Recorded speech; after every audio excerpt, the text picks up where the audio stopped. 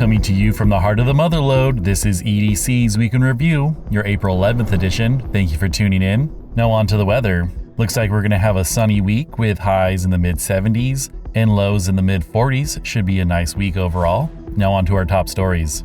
Explosion rocks Placerville. A garage explosion on Oak Terrace Road rattled Placerville on April 6th, detailed by the Mountain Democrat. El Dorado County Fire Protection District crews arrived at 12:30 p.m. to a fully involved garage, with flames spreading to a quarter acre of woodland. Neighbor Brian Viverberg reported 2 blasts and called 911, noting responders' quick arrival. No injuries occurred, though the garage suffered heavy damage, possibly from a vehicle-related flash explosion.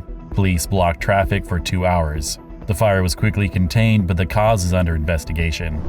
Pitbull pack mauls woman.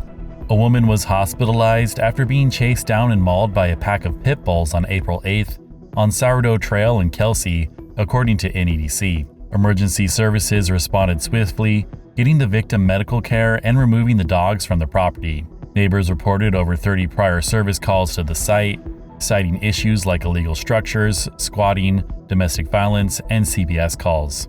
The owners, Matt and Roxanne, allegedly lashed out at neighbors for installing security cameras to monitor the troubled property. Animal Services noted that owners of dogs causing serious injury could face felony charges, as the county grapples with ongoing safety concerns at the troubled site. Budget talks heat up. The County Board of Supervisors tackled fiscal and housing challenges on April 8th. CAO Tiffany Schmid presented a $15.4 million budget gap, proposing cuts like closing the El Dorado Hills Senior Daycare site. Public comments criticized bundled development projects and labor costs, including a $2.8 million sheriff salary mandate. An affordable housing workshop revealed only 2% of extremely low-income housing goals met, with developers opposing inclusionary zoning. The board directed staff to explore incentives and surplus land use within 120 days. A closed session approved a salary increase for the agricultural commissioner. The board also failed to appoint an EDH-CSD board member vacancy for a third meeting in a row, leading to an estimated $75,000 special election. Boating rules tighten.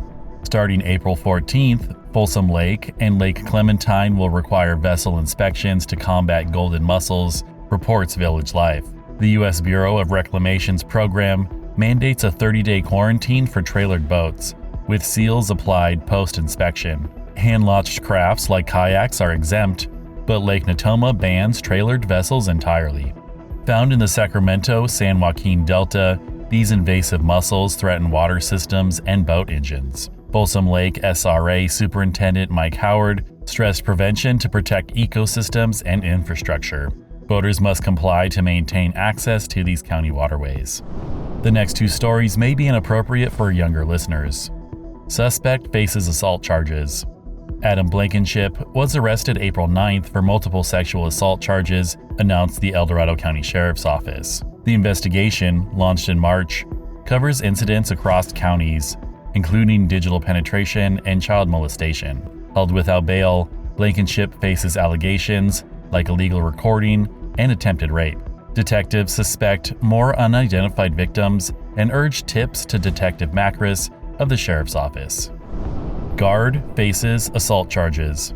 South Lake Tahoe police arrested 79-year-old Gilbert Avila on April 7th for alleged sexual assault from 2016 to 2023, per the Mountain Democrat. Avila, a security guard, reportedly targeted vulnerable women at night, using his uniform and guard vehicle to gain trust. Held in Nevada, awaiting extradition, he faces charges of sexual assault and false imprisonment. Police believe there are more victims, noting Avila's long tenure at a local firm. The county's law enforcement urges tips to cybertips@cityofslt.us. And now for some news nuggets.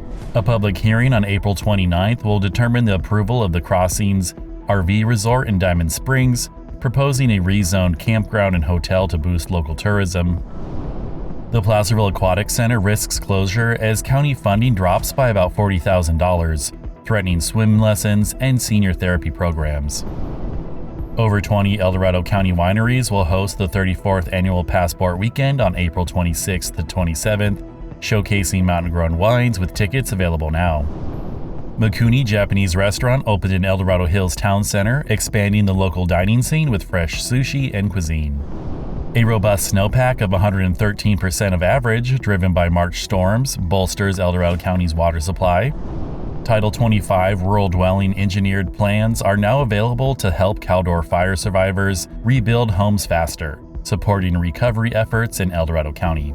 Brahmhaus Brewing's 5th Easter Extravaganza on April 20th in Garden Valley offers a free egg hunt and family activities to foster community spirit. And on to our closing stories.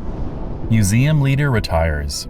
Mary Corey, the County Historical Museum's administrator since 1989, announced her retirement, reports an EDC. Corey, its sole paid staff for decades, led efforts like the Spectres on Glass exhibit, showcasing early 20th century portraits.